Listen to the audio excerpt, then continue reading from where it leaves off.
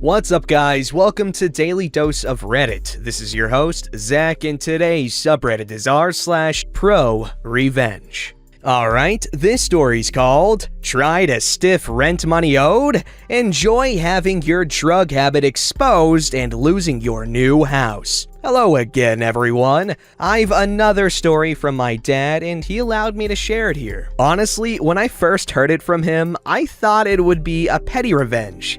But the consequences were much more than that. So I'll assume it'll be r/ProRevenge material. The story. My dad had tried his hand in renting out houses, albeit it's only one house and he had only had one renter. He's a soft heart and couldn't bear to force a family onto the streets when rent wasn't paid. The renter was his work colleague, and they were acquainted at best. This man would give every excuse in the book when he couldn't pay his rent, all of them relating to his toddler son. Medical bills for his son, formula and diapers, birthday gifts, so on and so forth. My dad accepted these excuses, allowing his colleague to delay the payment and never once tried to deduct from the deposit. 6 months later, his renter decided to move out. Turns out the jackass bought himself a nice terrace house out in a good suburban area. He knew my dad was a patient and generous man and decided to take advantage of that. My dad, in his words, was pissed, but more than that, disappointed. He decided that he'll stop renting as he figured he would lose more than what he'll earn. Thus, the house was sold. A few days later, my dad approached his colleague wanting to know why he'd stiffed him out of his rent money. This took place in the middle of the office with everyone still at their cubicles or milling around. Colleague, I've heard you've bought a house. If you had money for the house, why couldn't you pay for the rent? You know or not, my son keeps falling sick. Ever since I stayed at that house you rent, my son always has a fever, always coughing. What has that got to do with me or that house? I think I know why. That house is haunted. Got jinn. Oh, Muslim. Genie, malevolent, or mischievous. And shaitan, which means devil, demon, or literally just Satan. You're a new Muslim convert, right? Something must have been pissed at you for converting. Because of that, my son is suffering. For context, us Malaysians still hold on to some superstition, though it's more prevalent in the older generations. Be it due to culture or religion, superstitious beliefs are still embedded here. A rented house being haunted usually means little to no potential renters and a sullied reputation. This ticked my dad off. At this point, everyone had tuned into this drama being unfolded. Raising his voice, he laid down the truth bomb. I stayed in that house for 2 years with my wife and small children. Nothing happened. You know why your son keeps falling sick? When I went to inspect that house to sell it, the whole place reeked of drugs. Every room in the house smells like marijuana. Your son keeps falling sick because you smoke drugs around him 24/7. If you ever been slammed by the truth so hard that it left you speechless, that was essentially what happened. Colleague was stunned, mouth opening and closing like a fish, gasping for breath, before turning around and walking away. My dad, having vented that, left to do his own business. Colleague not denying outright that he didn't do drugs, caused the rumor to spread like wildfire, with him ending up needing to do a drug test. Unsurprisingly, he failed that, which led him to being let go. Now, you may think that's the end. Drug use in Malaysia is seriously frowned upon here, even if you do it recreationally. Not to mention that other job prospects usually look into your record and reason for resigning your last job. Having been let go due to failing a drug test is an automatic resume into the bin. No job means no income. No income means colleague can't make the monthly installments for his new house. As my dad found out, it has been auctioned off by colleague's bank to another buyer. As he told me this, my dad never wanted to ruin colleague's life like that. He told me he should have just kept his mouth shut, that him knowing colleague was doing drugs in close proximity to his son was good leverage for colleague to pay his rent. It was a in the heat of the moment action and such. Dad never pressed to get his 6 months of rent money back. Considered it halal, meaning in his eyes, colleague's debt to him was voided. I don't know, perhaps this was just karma by God for colleague lying to my dad and stiffing him his rent money. Just needed my dad to be a pawn in his plan to punish colleague in this life. The revenge was undeniably unplanned, but goddamn is it pro to me.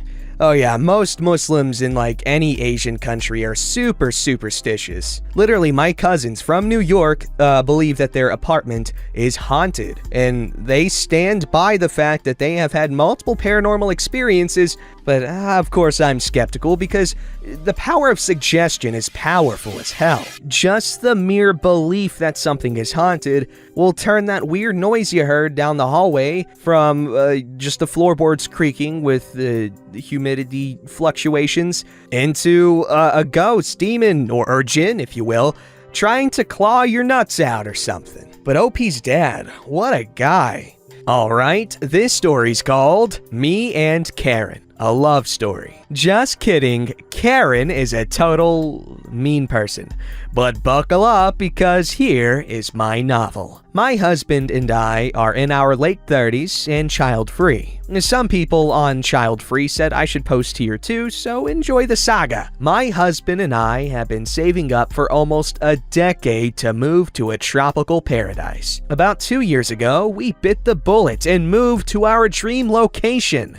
Housing here is super expensive, like Hawaii prices, so all we could afford was half of a duplex. It's beautiful and on the water with places for our boat. Unfortunately, Karen, Billy Bob, the boyfriend, and her 3 gremlins live in the other unit. Set up. There is some period of time we just went for a week here and there, but we live here full time now. The entire duplex was owned by an older gentleman who rented out both sides. The sides do not match at all. One side is a 5-bedroom, 3-bath. The other side of the duplex is a 2-bedroom, 1-bath. We bought the 5-bedroom. On our side of the property, we have 90% of the backyard, a gazebo, and dockage, about 150 feet since it is on a corner.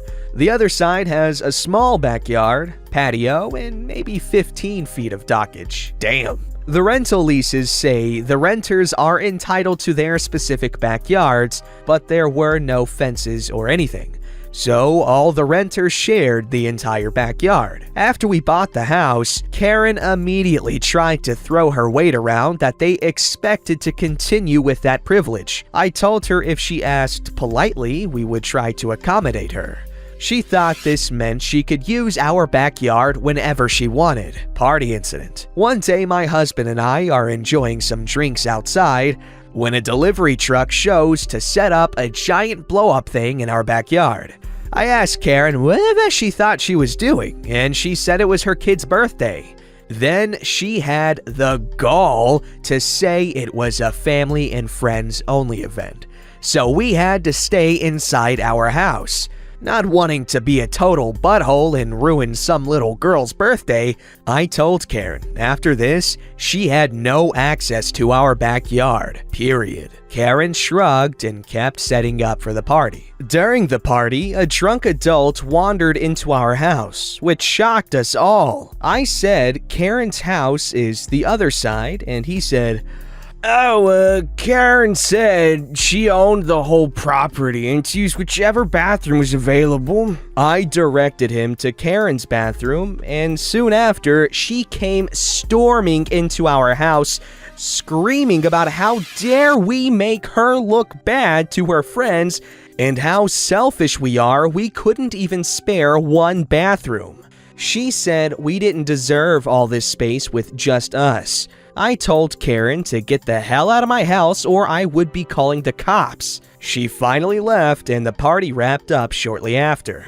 Backyard remodel. After the party incident, we decided we needed to clearly define the backyard and build a fence. While we were spending the money, we decided to update the patio, put in a fire pit, and an outdoor kitchen. While the contractor was on site, nosy Karen had come to investigate. Since the fence would be the last thing built, I was vague and just stuck to telling her about the patio update. You could see her face light up because, of course, in her mind, what's ours is hers. When the workers started on the fence, Karen came out screaming for work to stop.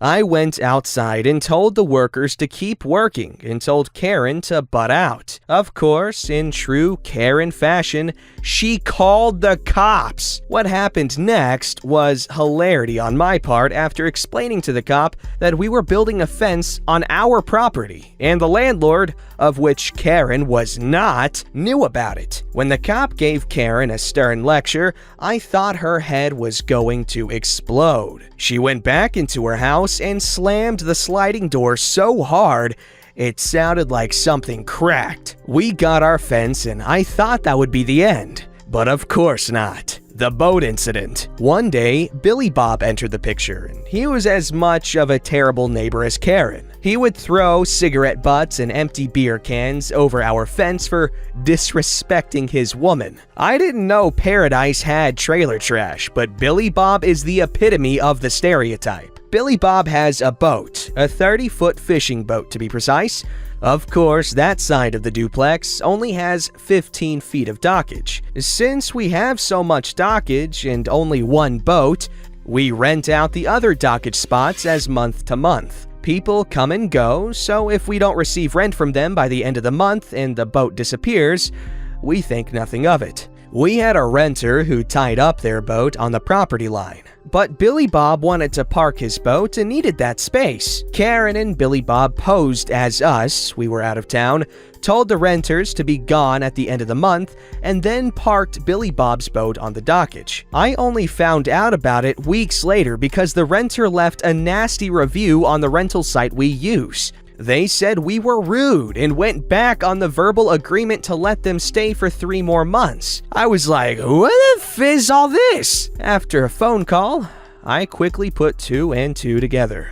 I called the cops who told Karen and Billy Bob they need to move their boat or it would be towed.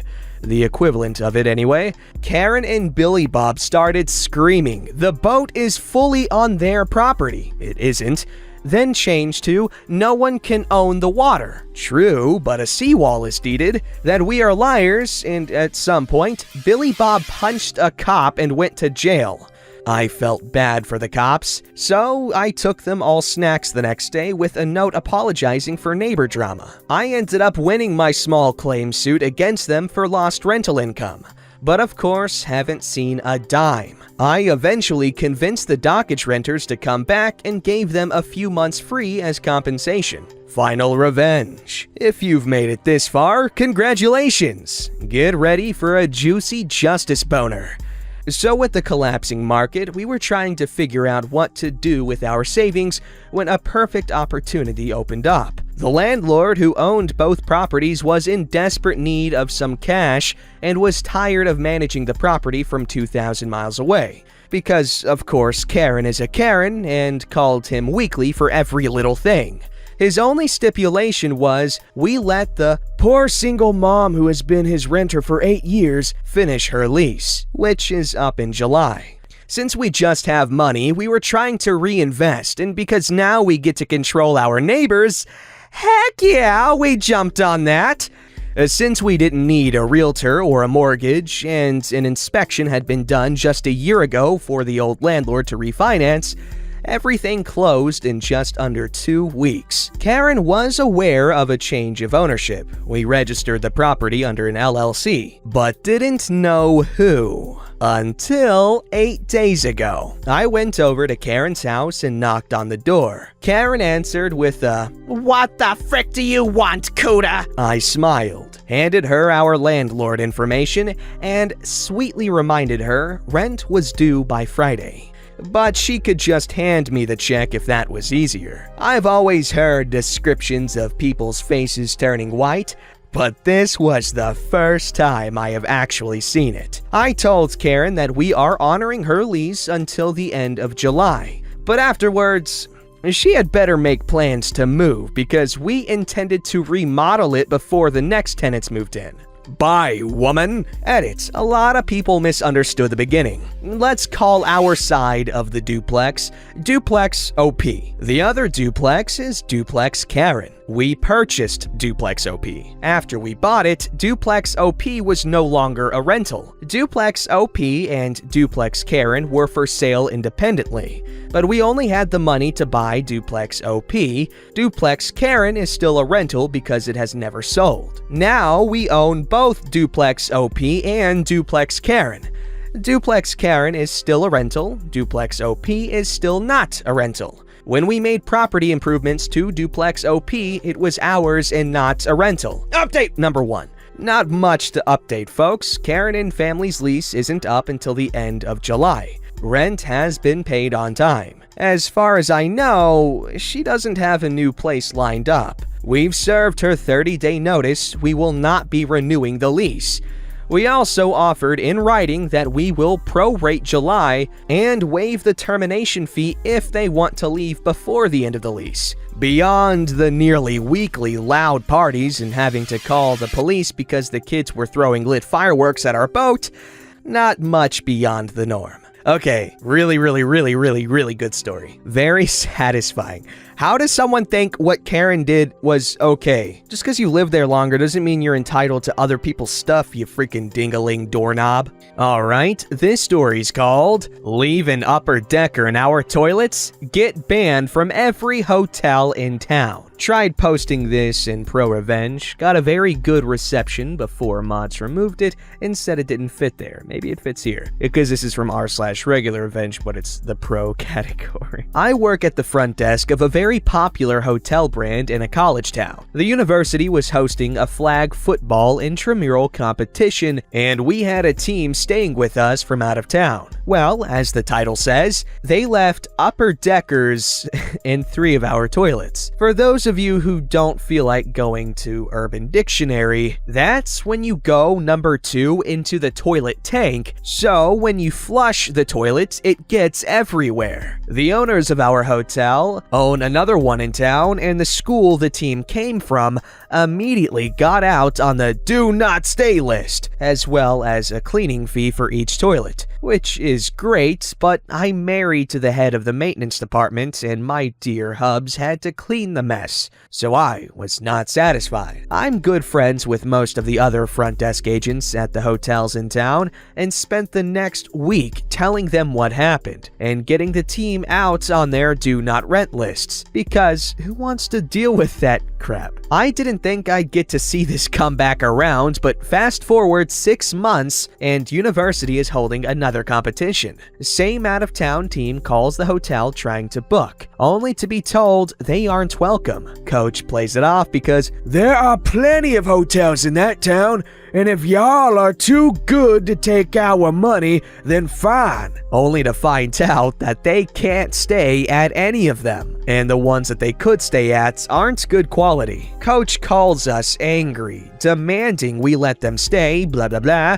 I'm able to double down and cite previous behavior, stating that we just can't take the chance. I heard through the grapevine they ended up having to stay 30 minutes away from our town. Play crappy games, win crappy prizes. Literally. Well, I guess the win crappy prizes isn't too literal, but, well, while it isn't the nicest thing in the world to punish the whole school for the actions of a few idiots. However, the coach didn't seem to show very much regret for the actions his players actioned. Then again, the way they wrote this made it seem like they didn't give him a reason until the very end. Then again, OP doesn't want their husband to have to clean up poopies again. So, it goes on the adult children that pooed in the toilet tanks. Don't forget to like, subscribe, and hit that bell to never miss an episode.